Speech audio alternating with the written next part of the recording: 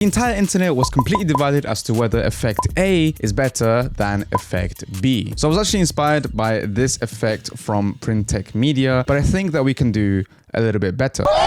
No offense to the editor, he did a very good job. All I'm gonna do is add a little bit of spice. And we do that by doing the following 3 things. But don't worry, even if you're new to After Effects, you're still gonna have a lot of fun with this. Project files and footage can be found in the description. With that being said, the first thing we have to do is rotoscope out the grill. And all that means is drawing a mask around it and then tracking that mask. In my opinion, the easiest one to use is Mocha AE, which comes with After Effects. But if you don't have it for some reason, then you can just use Rotobrush 2.0. And the reason I use Mocha is because if I click track and then I need to make a single change, you can make the change at that point and Mocha automatically makes adjustments for all the other points without me having to go back and change every single point independently. Mocha are the real G's. Regardless what you choose, you want to create 2 masks, one for the main grill, one for the logo, and then subtracting one from the other. So we're basically left with this Mercedes logo on a black hole. Now you can leave it like this or try to fill it up. What did he say? But I'm gonna distract the viewers from this black hole by adding some visual effects. So let's firstly start with revealing the grill. Let's duplicate a layer and invert it so we have the grill by itself. One of my favorite effects that is actually quite underrated on After Effects is the extract effect. The extract effect basically either takes out from the image what is dark or what is light. It's basically like a luma key. I started with the black at 255 and then I brought it down to 0. Don't copy these exact settings because it will depend on your clip. Then we have a very nice smooth reveal of the grill. I mean, it's alright. Let's spice this up by adding some glow effects. Now I use Red Giant's expensive ass glow called optical glow because it allows you to add this radiate effect, which you can't get from your regular glow. However, it does cost a lot of money. But if you don't want to pay, then tough luck. You're just gonna have to pay. Once we add our glow, let's make sure that our glow's alpha channel is on extend. Then you just have to keyframe an increase in the amount, the size, and then play with the radiate and highlight only settings until you're happy. Either way, we get something that looks like this. Perfection. Now let's get into the Big Daddy.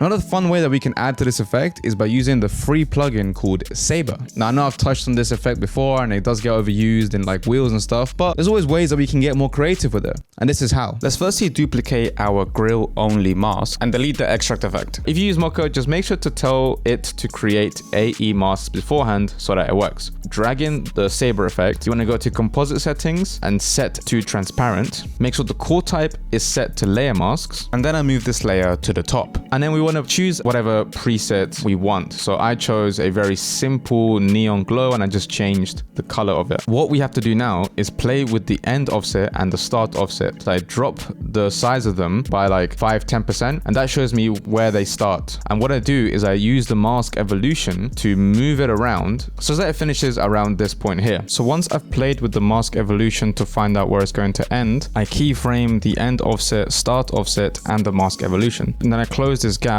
by resetting the end offset to 0. Then if I go back a few frames, I change the end offset and the start offset such that it starts at this location here. If at any point the orientation is wrong, you can just use the mask evolution to adjust it right. So essentially you should have an animation that looks like this. And as it ends, you can keyframe the glow intensity to drop down to 0.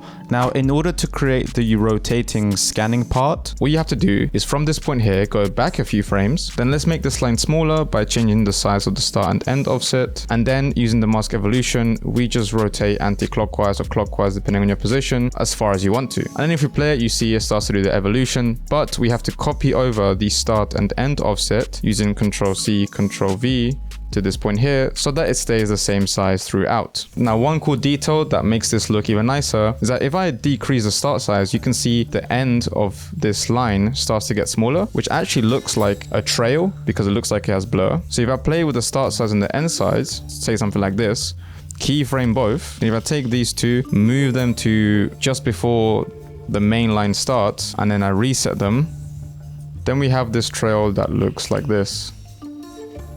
And now all you need to do is mess about with the keyframes to make sure you get the timing right, maybe add in some bezier. And what I did is I actually moved these points all the way back so they started really early. Now if you play it,